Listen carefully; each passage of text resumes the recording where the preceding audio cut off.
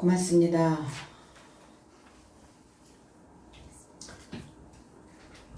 육체는 소망과 연결하라. 우리의 육체는 시간이 지나면 바라볼 것이, 기대할 것이 별로 없어요. 근데 우리의 육체는 분명히 그 안에 무엇인가를 머금고 있고 그 안에 무엇인가를 간직하고 있다는 겁니다. 그래서 이 육체는 겉껍데기는 소망이 없지만 육체 안에 무엇을 머금고 담아놓고 있느냐에 따라서 우리의 육체의 삶은 달라질 수 있다는 겁니다. 오늘 이 육체는 그 하나님과 그 소망과 연결되어지는 우리의 인생이 되기를 원합니다. 26절로 27절 이를 인하여 나의 마음이 흥분되었고 나의 언어도 즐거워하였다. 그러나 아직도 나의 육체는 소망에 연결하여 깃들 것이다. 이는 주께서 나의 목숨을 음부에 남겨두지 않을 것이요 주의 경건한 자로 부패를 알아보도록 주지 않을 것이다. 베드로 사도는 설교합니다. 계속 지금 베드로 사도의 설교가 이어지고 있는 것이죠. 다윗에 대하여 다윗이 주에 이루고자 말한다. 나의 앞에 주를 모든 것으로 인하여 미리 본다. 그것을 왜 무엇 때문에 미리 보고 가게 하실까? 나의 삶이 흔들림 받지 않게 하시려고. 무엇을 보고 가는가 우리는? 선지자들의 삶을 지금 보고 가고 있습니다. 그들이 믿음을 지키기 위해 신앙 안에서 어떠한 삶을 살았으며 그들의 사역의 삶을 어떻게 이루어냈는지를 우리는 지금 미리 보고 가고 있는 겁니다. 나의 옳은 삶에서 그래서 싹이 나 계신다. 내가 옳은 삶을 살아야 올바른 인생이 되어져야 그 삶에서 예수 그리스도가 그리고 하나님께서 싹을 틔울 수 있다라고 말합니다. 그래서 이를 인하여 이렇게 되는 것으로 인하여 너희들이 이렇게 옳은 삶에서 하나님께서 싹을 틔우는 이런 삶으로 인하여 나의 마음이 기뻤다. 개역성경에는 그렇게 되어 있죠. 나의 마음이 흥분되었다 이렇게 했어요. 기뻤다라고 하는 것은 유프로시네라는 단어인데 유라고 하는 좋다라는 단어와 푸후렌이라고 하는 단어, 감정이란 단어예요. 우리의 감정의 울림. 그래서 우리의 감정이 떨림. 그래서 이 단어를 횡격막이라고 하는 이 단어도 나오는데 우리가 무엇인가 흥분되어지고 우리의 감정이 고조되어졌을 때 횡격막에 울림이 있어지죠. 근데 이거는 좋은 울림이라는 거예요. 좋은 떨림이라는 겁니다. 좋은 마음이 흥분되어져 고조되어져 있는 상황을 이렇게 표현하고 있습니다. 마음이 흥분된 상태. 기분 나쁜 흥분됨이 아니라 기분 좋은 흥분. 좋은 감정으로 설레임입니다. 설레어 보셨나요? 하나님을 만나는 이 시간이 설레어 계시나요? 우리가 마음이 설레어 본 적이 언제일까? 우리가 과거로 옛날의 삶으로 무엇인가 내가 좋은 사람과의 만남 이런 것들이 우리를 흥분되게 만들기도 하죠. 설레이기도 합니다. 사랑하는 사람을 만나러 가는 그 마음. 오늘 여러분들의 그 마음이 하나님을 만나는 그 흥분된 설레임으로 떨리기를 저는 소망하고 있습니다. 감정의 흥분됨은 마음에서 알죠. 그래서 마음이 흥분되었다. 우리의 마음은 중요합니다. 내 마음이 좋은 상태가 되어져야 모든 상황들을 긍정적으로 반응할 수 있어요. 그러면 긍정적으로 반응하는 자와 부정적으로 반응하는 자의 삶은 어때요? 흥분이 있죠. 부정적인 생각으로 그 마음이 감정이 떨리면 분노하고 열받고 때로는 좌절하고 낙심하고 슬프고 우울하고 이러한 나날들로 흥분되어지는 인생도 있고 긍정적인 반응을 하였을 때 우리 안에는 감사와 그 흥분된 설레임과 그리고 행복감으로 우리의 마음은 흥분되어져 있습니다. 그럼 어떤 인생을 우리가 만들어 갈 것인가? 우리가 살아가면서 신앙 안에서 하나님을 만나면서 우리가 무엇인가 어떤 위대한 업적을 남겨놓기보다는 일상생활 속에서 날마다 하는 생각이 우리에게 어떤 영향을 주는지 그리고 나는 그 영향 속에서 어떤 반응을 하고 있는지, 긍정적 반응을 통해서 어떤 설레임이 내 안에 들어와 있는지, 이거를 우리는 일상적인 사고에서 관찰할 수 있어야 된다는 겁니다. 그래서 일상적인 사고의 습관이 어디에서 나오는가? 마음에서 나온다는 거예요. 마음. 우리가 솥을 태우거나 음식을 태우거나 그러면 그 그릇이 눌러붙죠. 시커먼 숯으로 눌러붙고 음식이 타서 거기에 눌러붙어요. 그 눌러붙어 있는 그 바닥에 눌러붙어 있는 그 솥을 새로운 음식을 만들 때 거기에다가 새로운 음식을 붓지는 않죠. 만약에 부으면 어떻게 되죠? 눌러붙어 있었던 그 찌꺼기들이 새로 부은 음식과 뒤죽박죽 다 뒤섞여 버린다는 겁니다. 그럼 우리가 신앙생활을 하고 삶을 살아가는 것도 마찬가지예요. 내가 오늘 하나님을 만나는 그 설레임으로 흥분된 마음으로 이 자리에 앉았지만 내가 눌러붙어 있었던 그 생각들을 떼어내지 않으면, 그 바닥을 긁어내지 않으면 여전히 똑같은 생각에 똑같은 맛이 그 눌러붙어 있었던 것과 다 뒤죽박죽 섞여버리게 된다는 겁니다. 그러니까 먹을 수가 없게 되어져 버리는 거죠. 그래서 우리의 마음에 무엇이 눌러붙어 있는지, 아니면 오늘 하나님의 이 강력한 이 철수세미로 눌러붙어 있었던 그 바닥에 있는 것들을 다 긁어내야 할지, 오늘 우리는 무엇인가를 결정해야 되는 시기가 되었다는 겁니다. 로마서 1장 21절로 22절에 하나님을 알되 하나님을 영화롭게도 아니하고 감사하지도 아니하고 오히려 그 생각이 허망하여지며 미련한 마음이 어두워졌나니 스스로 지혜 있다 하나 어리석게 되었다. 그 마음이 눌러붙어 있는 거예요. 무엇이 눌러붙어 있어요? 어두움의 생각들이 눌러붙어 있었다는 겁니다. 그러니까 그 안에 그 그릇에 아무리 하나님이 부어져도 하나님을 아는 것으로 인하여 하나님같이 영화롭게도 아니하고, 원어 성경의 해석은 그렇습니다. 감사도 아니하고 오히려 그들의 변론 안에서 허망하게 되었고 저 삶의 어리석은 마음이 어두워졌다. 지혜롭다고 주장하나 미련해졌다고요. 마음이 어두워져 버리면 지혜롭게 되지 못한다는 겁니다. 마음이 어두워지면 아무리 새로운 것을 부어도 새로운 것이 나올 수가 없다는 겁니다. 그래서 어두워지면, 어두움에 있으면 새로 올라오는 새싹도 이끼가 돼버려요. 그래서 풀이 죽었다 이런 표현들을 하죠. 이끼는 그늘진 곳에서, 습한 곳에서 자라나는 것입니다. 오늘 우리의 마음이 어떤가? 내 마음의 상태, 내 중심이 어떤가? 그래서 주님은 나의 중심 안에 들어오셨다는 거예요.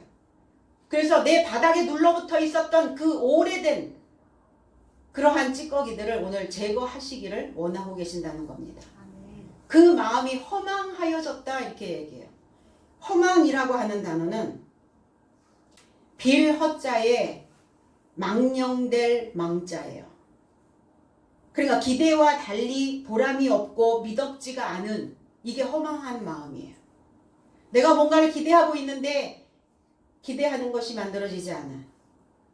그러니까 신앙생활 하는 것도 보람이 없고 내가 하루하루 살아가는 일상생활도 보람이 없고, 그리고 스스로 나를 보니까 또 미덥지가 않아. 이 마음이 허망한 마음이라는 겁니다.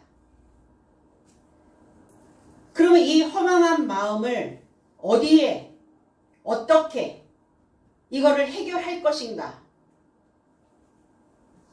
하나님을 기대해야 된다는 거예요. 내 육체는 기대할 게 없어. 내 육체의 삶을 보니까 보람도 없어. 내 육체의 삶을 보니까 미덥지도 않아. 그럼 우리는 어디로? 미더운 하나님에게로, 기대할 수 있는 하나님에게로, 보람을 느낄 수 있는 우리의 신앙을 그렇게 가야 된다는 겁니다. 그러니까 항상 하늘은 무겁고 어둡게 내려앉고 허망한 마음으로 마음이 방황하게 되고, 그러니까 마음이 어때요? 서글프죠. 서럽죠. 그럴 때, 이럴 때 하나님을 내 일상생활 속에서, 내 삶 속에서 실감나는 존재, 실체인 그 존재로 나의 육체의 몸 미천으로 만드셔야 됩니다. 내가 그동안 미천으로 갖고 있었던 것들이 무엇일까요? 사람들은 무엇을 시작할 때 미천이 있어야 된다라고 말합니다. 사업을 시작하든 장사를 하든 무엇을 하든 미천. 그럼 어떤 미천으로 살아왔냐는 거예요. 그 육체에 깔려있는 그 미천을 가지고는 우리의 인생은 늘 허망한 인생이 된다는 겁니다. 그래서 하나님을 나의 몸 미천으로 만들 때 우리의 육체는 소망과 연결되어질 수 있습니다.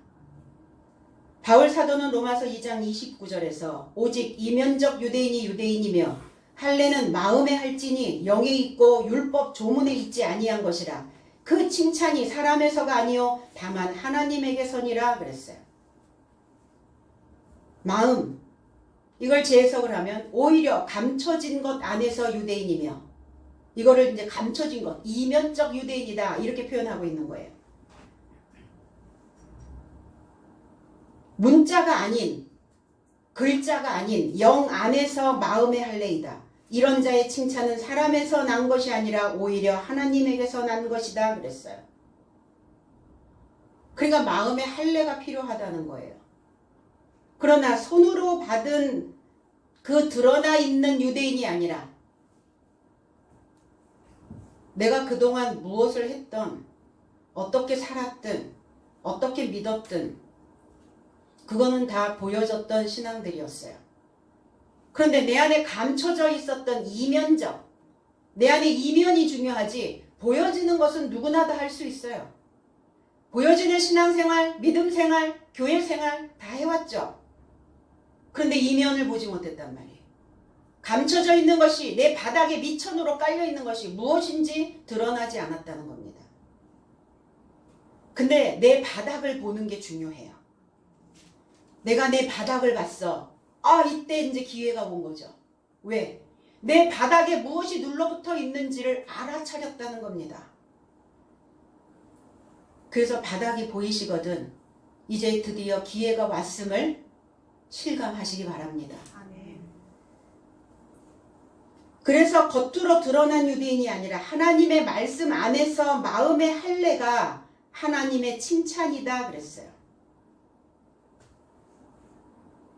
모세의 율법에는 난지 8일 만에 할례를 행하게끔 되어 있어요.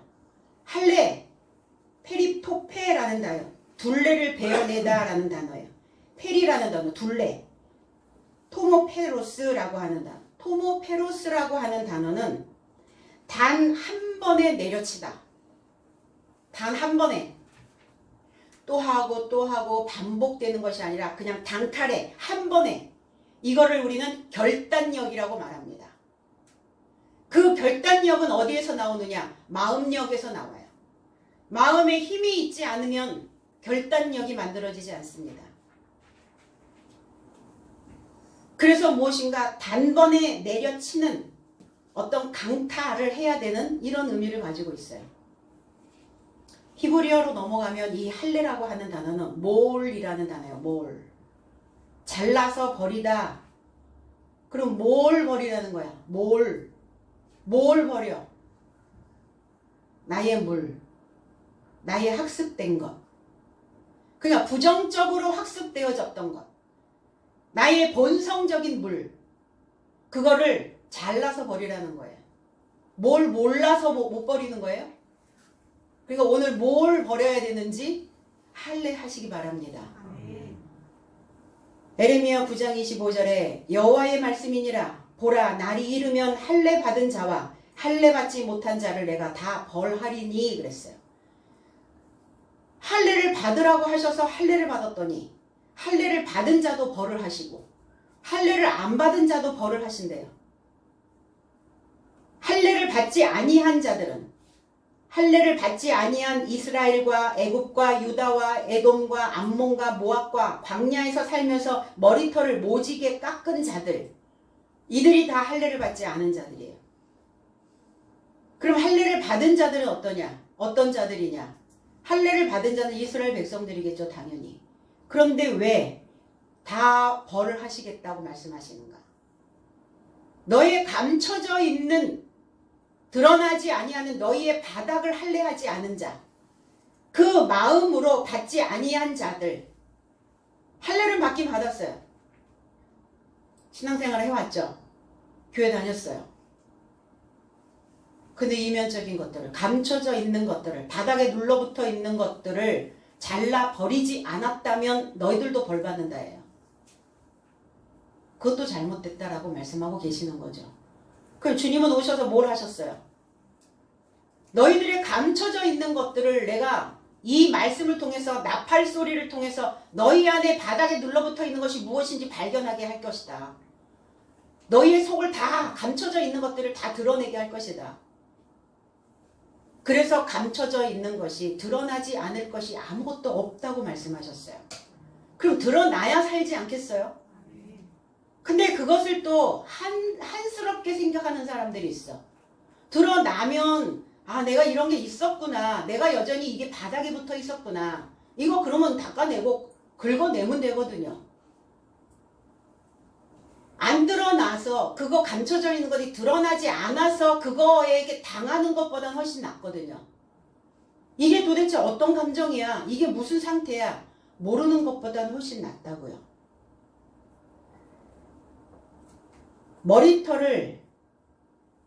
머리털을 모지게 깎은 자들이 과연 뭘까요? 이 머리털이라고 하는 단어는 폐하라는 단어예요. 구석으로 흩어버리다. 그 입이라는 단어가 들어가 있는데 폐하. 입으로 자신과 타인을 코너로 몰고 가는 자.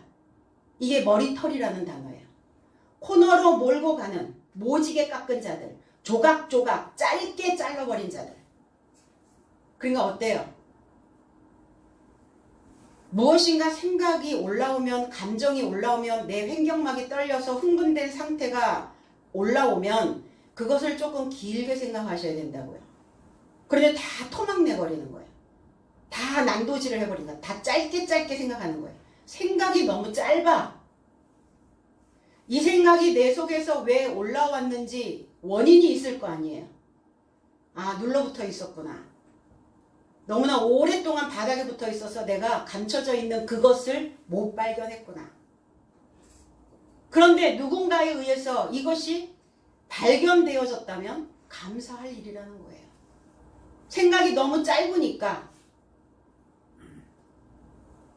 다 내 삶도 코너로 몰고 가고 내 주변에 있는 사람들도 다 코너로 몰아버리는 거예요. 무엇이? 내 입이. 내 입에서 나오는 소리가. 나의 사이즈. 내가 가지고 있는 수. 내게 아직도 여전히 호흡을 주시는 이 생명. 그리고 내 안에 있는 힘.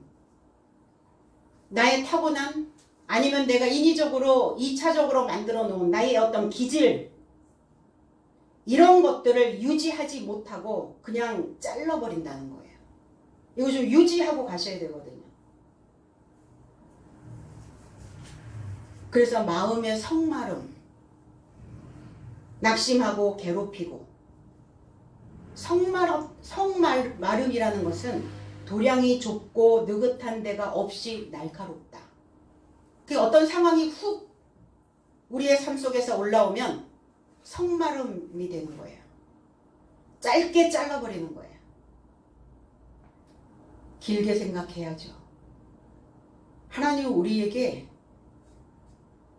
불이익을 주시려고 하시는 분이 절대 아니라는 거죠. 내 주변에 놓여있는 모든 사람들도 나에게 불이익을 주는 사람은 아무도 없어요. 오늘 나에게 어떤 유익을 줄 것인가 그 부모는 생각한다는 겁니다. 아버지는 이 자녀에게 어떤 것을 또 심어줘야, 어떤 것을 그 몸 미천으로 만들어줘야 유익일까를 생각하신다는 겁니다. 오늘 나의 언어가, 나의 입술이 기뻐하였다, 즐거워하였다. 입술이 아니에요. 나의 언어가. 내 언어가, 내 혀가 즐거워야 해요. 뭐 때문에 힘이 들어요? 내 언어가 즐겁지 않거든요. 기분 나쁜 사람들을 보면 언어가 형편없어. 행복한 사람들을 보면 언어가 즐거워. 바깥에 만들어진 환경이 아니에요. 언어에 달려 있다는 거예요. 그러니까 내 언어가 즐거워야 해. 과연 내 혀에 달고 있는 언어가 즐거운가? 입버릇처럼 말하고 있는 그 언어가 즐거운가? 그래서 그 언어와 마주 보셔야 됩니다. 내 언어가 잘 인식이 안 되거든. 내가 주로 쓰는 언어들이, 입에 달고 있는 언어가 어떤 언어인지 녹음해 보세요. 그래서 내 언어와 마주 앉으셔야 됩니다. 언어와 마주 보면 내 안의 저항을 알게 돼요. 내 안에 무엇이 저항이 있는지, 어떤 것들이 자꾸 소용돌이 쳐지고 있는지 알게 되어집니다. 마음의 저항을 뚫고 나오는 그 말을 먹으세요. 마음의 저항을 먹지 마시고 갈등이 생겼을 때 그 갈등을 뚫고 나오는 그 언어를 먹어야 그 언어가 내게 양분이 되어지고 그 언어가 내게 즐거움을 가져다 줄 수 있다는 겁니다. 우리가 해야 될 말은 무엇이고 하지 않아야 되는 말은 무엇인지 파악을 하셔야죠. 그래서 해야 될 말, 그리고 안 해야 되는 말, 이거를 잘 분류하셔서 그것을 내 육체에 흐르게 해야 된다는 겁니다. 그러면 해야 될 그 말이 내 육체에 미천이 깔려요. 예전에 안 해야 될 말, 해야 될 말 분별 없이 했던 그 바닥에 깔려 있었던 그 언어가 이제 해야 될 말로 인하여, 그 영양분으로 인하여, 즐거운 언어로 인하여 바닥이 바뀌는 거예요. 그 미천이 하나님으로 만들어지는 겁니다. 그래서 하나님을 미천으로 소망을 연결해야 그동안 내 안에 내 삶을 산채로 매장당했던 내 마음을 회복시킬 수 있게 되어진다는 겁니다. 희망, 소망, 엘피스라고 하는 단어예요. 무슨 기대, 무슨 확신, 무슨 소망. 우리는 무엇을 바라고 살죠? 어떤 바람이 있을까? 에베소서 2장 12절로 13절에 그때에 너희는 그리스도 밖에 있었고 이스라엘 나라 밖의 사람이라. 약속의 언약들에 대하여는 외인이요 세상에서 소망이 없고 하나님도 없는 자이더니 이제는 전에 멀리 있던 너희가 그리스도 예수 안에서 그리스도의 피로 가까워졌느니라. 우리의 소망은 하늘이죠. 위에 있는 삶이죠. 상류죠. 바닥이 아닙니다. 하류가 아니에요. 그때 안에서 너희는 그리스도 밖에 있었고 이스라엘 시민권에서 소외되었으며 확실한 연결된 소식의 언약에는 이방인이요 소망을 갖지 못했으며 세상 안에서 하나님도 없는 자였더라. 그러나 이제는 전에 멀어져 있던 너희가 예수 그리스도 안에서 그리스도의 피로 가까워졌느니라. 그때가 어떤 때였어요? 어린아이였었을 때. 무엇인가 유지하지 못하고 힘이 붙여서 저항하면 저항하는 갈등하면 갈등하는 늘 그 언어만을 쏟아내고 살았던 철부지 같은 미숙했던 그때에 그리고 그 언어에 종로로 타고 살았던 그때에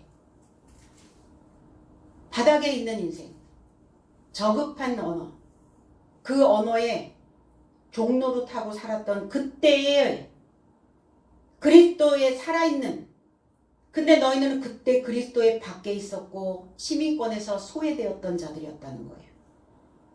그리스도에 살아있는 기름 부음 안에서 하나님과 연결된 것이다. 하늘에 하나님께 소망을 둬야 육체는 마음의 위기 상황이 오면 어때요? 위기가 없을 수 없죠. 우리가 살아가면서 위기가 항상 옵니다. 그럼 마음의 위기가 쓰나미처럼 몰려올 때 하나님께 소망을 둔 자는 마음의 경비를 강화시킵니다.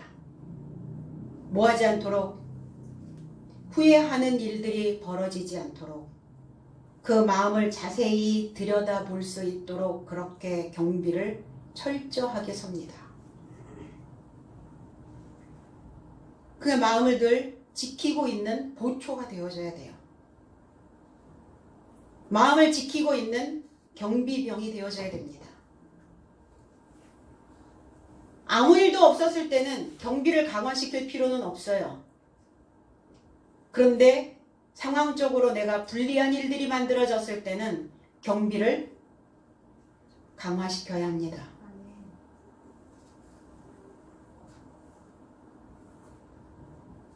그래서 교훈으로 하나님과 연결된 하나님 안에 소망을 가지고 있는 자들은 자기 자신의 마음을 투사할 수 있죠. 마음이 어떠한지 자기 공명 영상법 예전에는 우리가 속에 무엇이 있는지 잘 몰랐어요. 우리의 내장에 어떤 것들이 잘못되어져 있는지 못 봤어요. 엑스레이, CT, MRI, PET 이런 영상법을 통해서 이제 우리의 속속들이를 들여다보게 되었어요. 오늘 이 MRI가 이 하나님의 말씀이 내 속으로 쑥 들어와야 해요. 그래서 내 속을 샅샅이 촬영해내야 된다는 겁니다. 아, 여기에 뭐가 뭉쳐 있구나. 여기에 모아시가 막혀 있구나. 여기 바닥에 계속 찌꺼기가 쌓여 있구나. 그래야 우리의 뼈도, 우리의 뇌 속도, 우리의 마음 속도 보게 되어진다는 겁니다.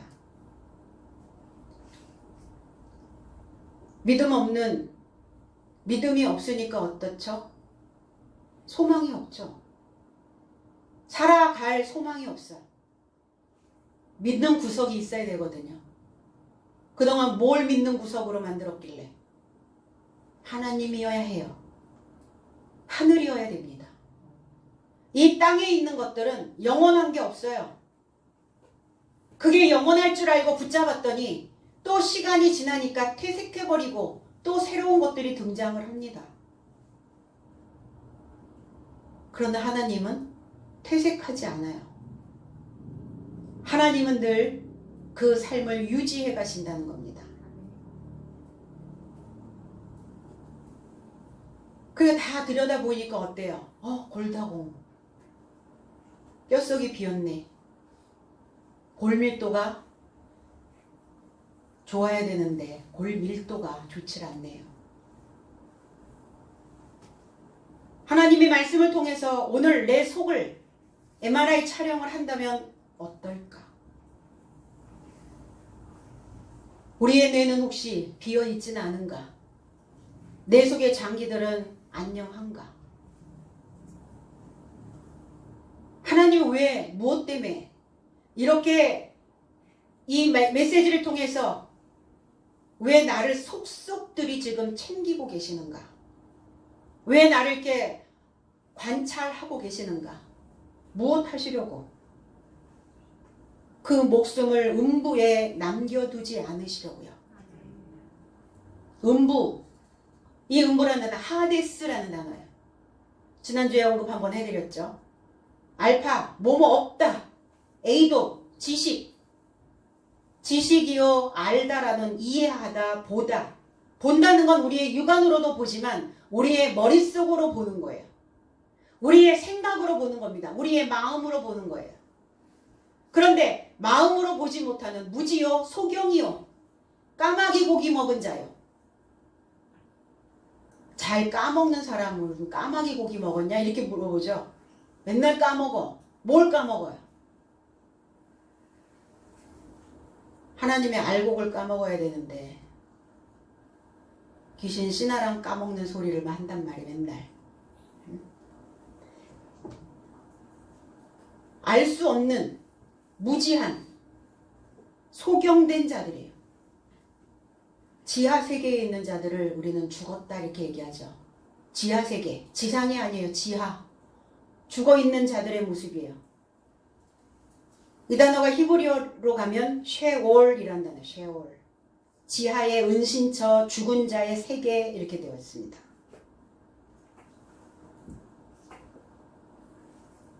광명한 날로 와야 되는데, 빛의 삶으로 와야 되는데, 감사요, 즐거움이 와야 되는데, 내 마음이 늘 허망한 곳에 마음이 있다면 죽은 자라는 겁니다. 지하세계에 있다는 거예요. 시편 9편 17절에 악인이 음부로 돌아가며 하나님을 잊어버린 모든 이방 나라들이 그리하리로다. 하나님을 까먹으면, 하나님을 잊어버리면 음부가 돼버린다는 거예요. 항상 있잖아요. 메모리칩에 저장되어 있어야죠. 그래서 그 상황들이 우리의 바닥에 눌러붙어 있는 것들이 막 다 거슬러져서 올라왔을 때, 알 수 없는 것들이 막 올라왔을 때 우리의 의식은 뚜렷하게 하나님과 연결되어져 있어야 된다는 겁니다.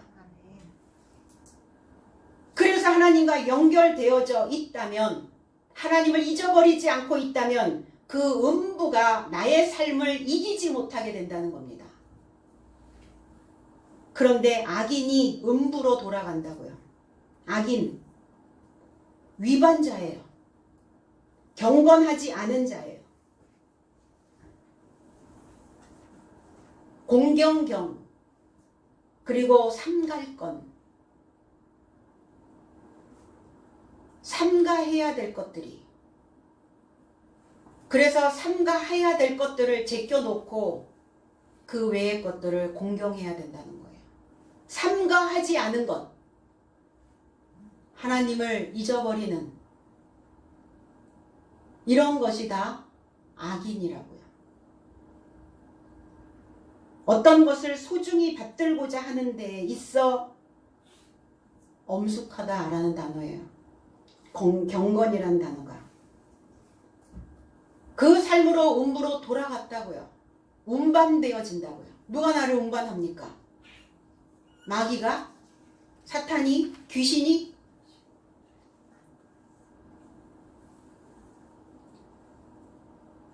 내 생각이, 하나님을 잊어버린 내 생각이 나를 음부로 운반시킨다는 겁니다.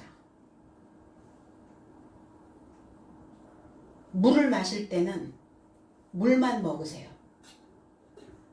말씀을 먹을 때는 말씀만 먹으세요. 어떤 공부를 할 때는 그 공부만 하세요.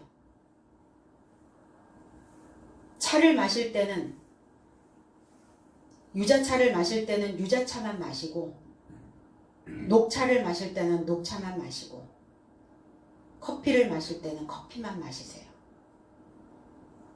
이것저것 막 뒤죽박죽 섞어 놓으면 무슨 맛인지 모르잖아요. 물만 마시면 되는데 물만 마시지 않죠. 물 마시면서 또 뭘 마셔요? 이런저런 잡다한 생각들을 또 같이 마셔요. 어두운 생각들을 또 마셔요. 경건하지 않은 생각들을 또 마십니다. 하나님이 아닌 것을 또 마셔요. 그러니까 그 물은 혼탁해지는 거예요. 자꾸. 그래서 그 음부를 마시면 과거로 다시 운반되어져요. 어디다 갖다 놓겠어요? 그 삶을. 어디다 갖다 놓겠어요? 미래에다 갖다 놓겠어요? 현재에다 놓겠어요? 과거에다 놓겠어요? 과거에다 운반해 놓죠. 그러니까 맨날 이 과거에 이용당하는 거예요. 작년에도 그렇게 말했는데 올해 또 그렇게 말해요. 과거에 운반된 자들의 모습이에요. 그래서 오늘 이 물만 마시시고 오늘 교훈으로 지팡이 짚으세요. 지팡이 짚어야 넘어지지 않습니다. 저희 어머니가 다리가 이제 관절염이 오셨잖아요. 고관절 수술도 하시고. 그런데 이렇게 말씀하세요. 나는 지팡이 짚고 싶지가 않아. 왜요? 귀찮기도 하고 지팡이 짚고 다니는 내 모습이 싫어. 이렇게 말씀하셨어요. 힘이 붙이면 짚어야죠. 근데 저희 시어머님은 지팡이 짚고 다니시거든요. 저희 시어머님은 이렇게 말씀하셨어요. 넘어지지 않으려면 지팡이 짚어야지. 노인네들이 왜 지팡이를 안 짚고 다녀? 어디 모임에 가시면 지팡이를 안 짚고 오신대요. 다리 쩔뚝거리면서. 왜 안 짚어? 그럼 지팡이 짚는 게 싫다고 이러신대. 싫은 게 문제냐고 그렇게 말씀하셨다고 한 날 저한테 그러시더라고요. 그렇다 맞다. 내가 힘이 붙이고 있다면 문 말씀에 지팡이 있잖아요. 나를 보호해 주시는 나의 소망이신 그 지팡이를 짚고 넘어지지 않는 게 장땡이에요. 하나님을 잃어버린 망각하는 왜 잃어버리는가? 왜 잊어버리는가?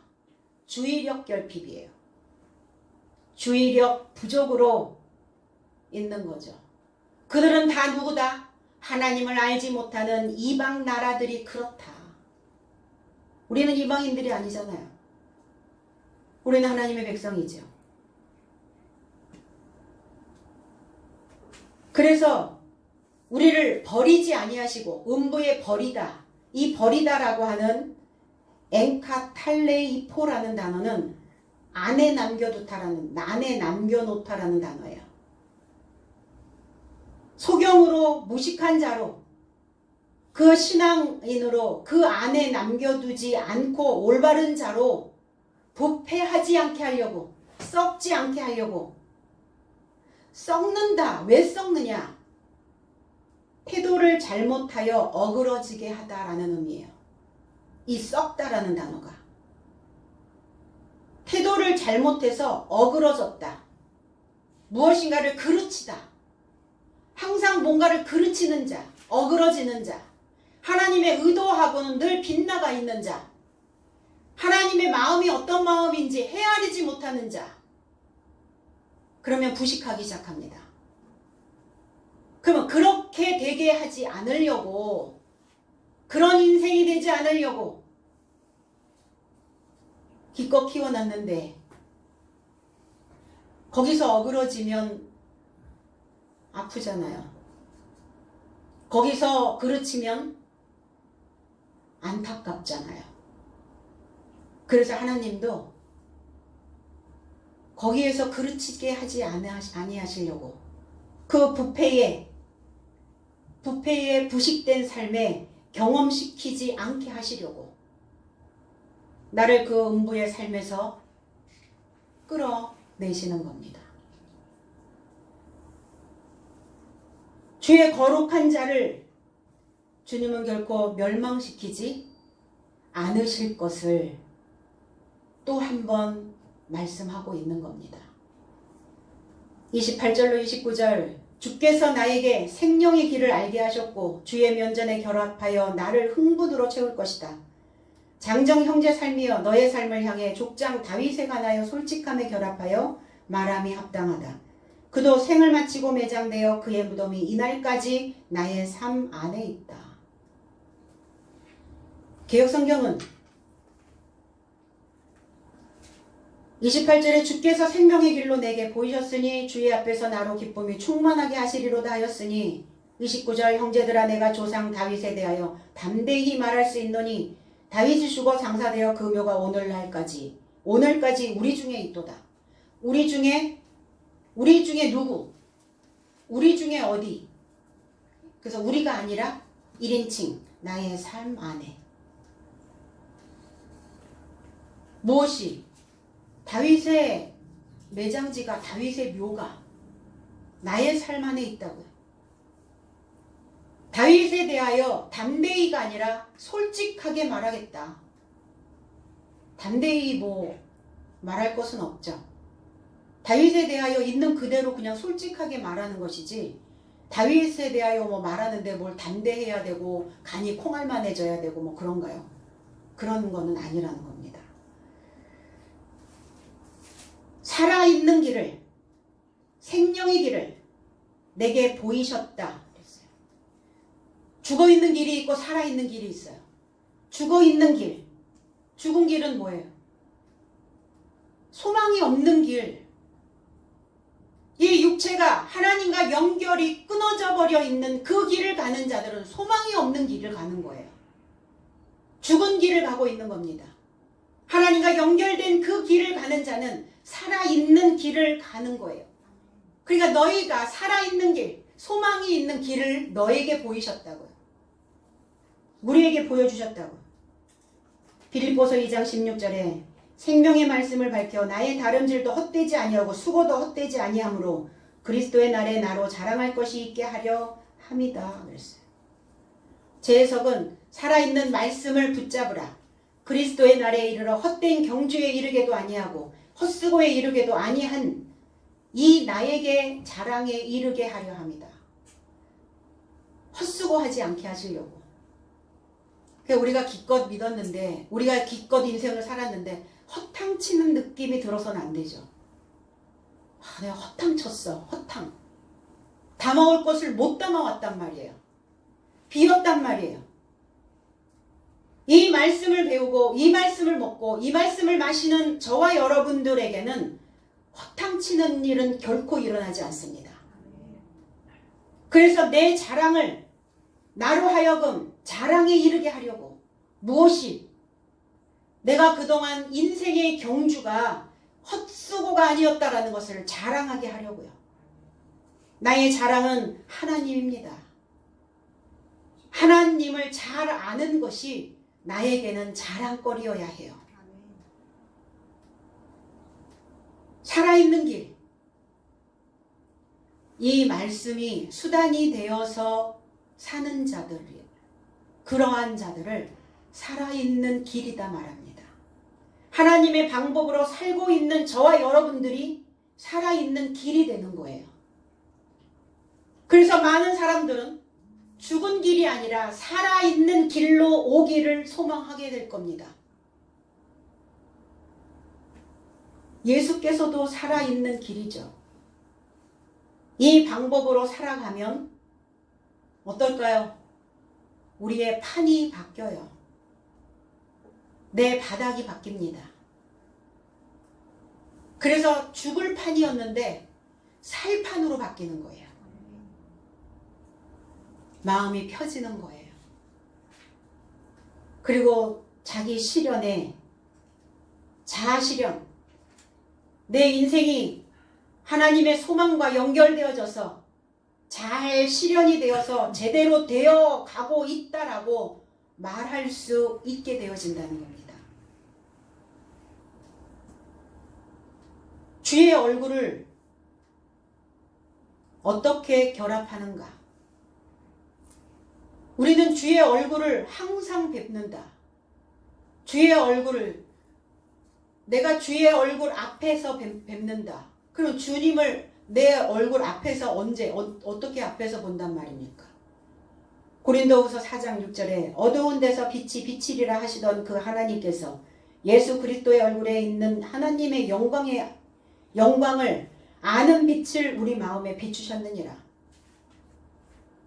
제 해석은 어두움에서 빛이 비칠 것을 이루시면 그 하나님께서 그리스도 예수의 얼굴 안에 있는 하나님의 영광의 지식의 광채를 향하도록 나의 삶의 마음 안에 비추셨느니라.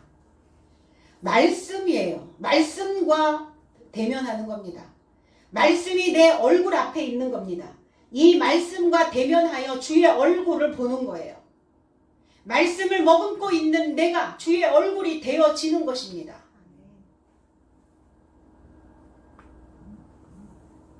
주님의 초상화가 없잖아요. 상상으로 그려낸 초상화일 뿐이에요. 주의 얼굴이 보이십니까? 여러분들의 얼굴에서? 오늘 아침에 얼굴 한 번씩은 보고 오셨죠? 그 얼굴이 하나님을 아는 그 지식의 광채로 빛나셔야 된다는 겁니다. 마음에 있는 상태가 낯빛으로 나와요. 얼굴빛이 좋다, 얼굴빛이 어둡다, 얼굴이 죽었다, 살았다 이래요. 얼굴이 죽었어. 얼굴이 죽었다는 말이 뭐냐고요. 하나님을 아는 그 얼굴 안에 하나님의 영광의 지식의 광채가 없다고요. 그래서 그 기쁨이 그 마음을 흥분되게 좋은 기분에 두는 것. 그래서 우리가 늘 마음이 내가 지금 잘 되어가고 있다고 그 마음을 먹어야 해요. 그 먹은 것으로 가득 차게 되어진다는 겁니다. 베드로 사도는 29절에 장성한 형제여 이렇게 말합니다. 장성한 형제 삶을 향해서 지금 설교하는 거예요. 형제들아가 아니에요. 장성한 아내로 남편된 그리고 성장한 그 형제 삶을 향해 주님은 우리를 형제라 하시기를 부끄러워하지 아니하셨다. 그럼 형제라는 것은 뭐냐? 장성한 자라는 거예요. 주님이 우리를 형제라 부르셨어요. 어머니의 자궁에서 연결된 자, 하나님의 말씀과 연결된 소식을 가지고 있는 자, 그 연결된 소식으로 자기 자신을 성장시킨 자, 그들을 형제라 부르시는 겁니다. 장성한 자를 말씀하고 계시는 거예요. 조상 다윗, 조상 파트리알케스라고 하는 단어예요. 조상이 아니라 족장, 그 가문의 장, 가문의 머리, 그 족장에 관하여 다윗에 관하여 솔직하게 숨김없이 영적인 일과 그 행실에 있어서 솔직하게 말한다. 자, 또 깨놓고 얘기해보자는 거예요. 자, 나 까놓고 얘기해보자. 너희들 그동안 신앙생활 어떻게 해왔어? 겉으로는 외식하고 겉으로는 회칠한 무덤이고 겉은 깨끗한데 너희 속은 어땠냐? 자, 우리 이제 솔직하게 한번 얘기해보자. 왜 다윗에 대한 말씀을 언급하고 있을까? 다윗이 시편을 기록할 때 어떤 심정으로 기록했을까? 문납뱀. 내 죽음을 통해서 내가 죽기까지 내가 죽어도 하나님과 연결된 소망을 붙잡았던 다윗. 너희 안에 다윗의 삶이 있느냐는 거예요. 다윗이 죽었어. 그 무덤이 오늘이 아니에요. 오늘 투데이가 아니라 디스데이. 이날까지 나의 삶 안에 있다. 있냐 물어보는 거예요. 다윗이 죽어서 너희의 삶 안에 있는데 다윗이 너희의 삶 안에 있냐고요. 다윗의 삶은 어땠습니까? 무덤이라고 하는 것은 다윗의 무덤. 그 무덤은 다윗을 기억하라는 거예요. 기억하다. 무네오라는 단어예요. 기억하다, 회상하다, 기념비, 비석 이런 뜻이에요. 기념하죠. 추도하죠. 무덤에 비석 세우죠. 고 아무개 뭐를 남기고 죽다. 뭐 하고 죽다. 어떤 업적이 있다. 어떻게 살다 죽다. 기념비에 기록되어져 있어요. 기념비 왜 세워요? 기억하려고요. 무덤 봉분 왜 만듭니까? 기억하려고요. 다윗의 무덤이 어디 있다고요? 저와 여러분들의 신앙 안에 있다고요. 저와 여러분들의 살아가는 일상생활 속에 있어야 된다는 겁니다. 다윗은 어떤 자입니까? 끓는 가슴, 하나님을 향한 열망, 하나님을 향한 소망. 그럼 다윗의 삶이 평탄했는가? 기구했죠. 아들도 죽었고 그 장인인 사울에게 쫓겨서 자기 아들의 반란도 보았고, 그리고 골리앗과의 싸움에서도 또 이겼어요. 그 기억의 무덤에서 다윗을 살려내셔야 합니다. 살려내려면 이날까지 가야 된다고요. 이날, 어떤 날? 잔칫날. 이날이 어떤 날? 내가 죽고 사는 날. 이날이 어떤 날? 내 바닥이 긁히기, 다 긁히는 날. 내 바닥 청소하는 날. 이날이 어떤 날? 잘라내는 날. 뭘 잘라내냐? 내 사상, 내 과거 이력, 그걸 다 잘라내는 날. 이날까지. 그날이 안식입니다. 그날이 일곱째 날이에요. 그날이 맹세된 날이에요. 흔들림 없이 가는 날입니다. 여섯째 날까지는 많이 흔들려요. 그러나 흔들리지 않게 하시려고 선지자들의 삶을 통해서 미리 보인 것이다. 왜? 네가 그 선지자들의 삶을 살려내야 되는 무덤이기 때문에. 그 무덤 안에, 그 기억 안에, 그 회상 안에 있어야 되기 때문에. 다윗이 살고 계십니까? 다윗이 있습니까? 다윗이 잠들어 있어요? 아니면 혹시 다른 사람이 살고 있는 게 아닐까? 골리앗이 있는 건 아니겠습니까? 다윗과 골리앗. 신앙생활을 하지 않는 사람도 어떤 큰 어려움에 봉착되었을 때 그렇게 얘기하더라고요. 다윗과 골리앗의 싸움이야. 그런데 그 작은 다윗은 이깁니다. 작은 나, 볼품없는, 보잘것없는, 내놓을 것 없는, 해놓은 것도 없는, 가지고 있는 것도 없는, 볼품없는 다윗이 이기는 이유는 뭐냐면 물맷돌 5개예요. 산돌이신 그리스도 예수, 그 말씀으로 살쪄 있기 때문에, 살찌고 있기 때문에 그 삶이 가능한 겁니다. 골리앗이 누굽니까? 내 안에 있어요. 분리해내셔야 됩니다. 골리앗, 유랑자라는 뜻도 가지고 있고 발가 벗기다라는 의미도 가지고 있어요. 허황된 삶으로 부풀려져 있는 그 인생을 골리앗이라고 말합니다. 내가 벗겨진 줄도 모르고 옷 입은 줄 알고 돌아다니고 있는 그 자가 바로 골리앗이에요. 오늘 다 홀딱 벗겨서 오늘 저와 여러분들의 마음 안에서 쫓겨내시기를 원합니다.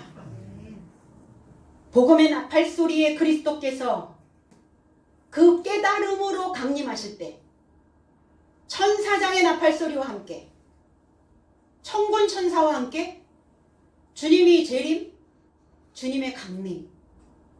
주님이 강림하실 때 어떻게 강림하신다고요? 말씀의 깨달음으로 강림하신다고요. 그리스도 안에서 죽은 삶이 먼저 일어난다고요. 선지자의 삶이 먼저 일어난다고. 내가 다윗을 기억하고 있었다면, 내가 다윗처럼 그 끓는 가슴을 가지고 있었다면 다윗의 삶이 내 인생에서 일으킴을 받는 겁니다. 그럼 뭐가 없어요? 두려움 없죠. 두려워할 게 없어요. 죽음조차도 불사하고 가는 겁니다. 무엇이 두려워서 숨죽여 소리조차도 못 내고 있냐고요. 죽으면 죽으리라. 말은 쉽죠. 말은 쉬워. 에스더처럼 다윗이 일으킴을 받아야 유랑하고 있는, 그리고 발가벗겨져 있는 그 골리앗을 쳐낼 수 있습니다. 바로 이날입니다. 이날을 기억하시기 바랍니다. 우리 모두가 다 이날이 되어져서 그리스도 예수와 하나 되어지는, 그리고 나의 날이 다윗을 살려내는, 다윗을 기억하는 그 믿음의 승리자가 다 되어지시기를 주님의 이름으로 축복합니다. 기도하겠습니다. 아버지 고맙습니다. 베드로 사도는 족장 다윗에 대하여 솔직하게 말하고 있습니다. 다윗의 무덤이 너의 삶 안에, 나의 삶 안에 있어야 되는데 과연 너희들의 삶 속에 있는지 너희 속을 보고 너희의 마음을 솔직하게 말해 보라고 말하고 있습니다. 오늘 주님, 우리 모두가 다 하나님의 말씀 안에서 그 깨달음으로 그리스도 예수가 내 삶 속에 안전하게 거주할 수 있도록 주님 도와주시고, 내가 낡은 것들을 다 버리고 내 과거의 그 삶으로 돌아가지 아니하도록 주님을 붙잡을 때 그 육체가 하나님의 그 하늘과 그 소망을 하늘에 두었을 때 우리의 삶이 일으킴을 받는, 회복되어지는 놀라운 역사가 나타나게 될 줄로 믿습니다. 시온성교회 백성들 한 사람 한 사람 기억하여 주시고, 이날까지 왔습니다. 주님, 이날을 기억할 수 있도록, 이날을 붙잡을 수 있도록 하나님 힘주시고 능력으로 유지시켜 주시는 귀한 시간들을 만들어 주시옵소서. 감사드리며 예수 그리스도 이름으로 기도하옵나이다. 아멘.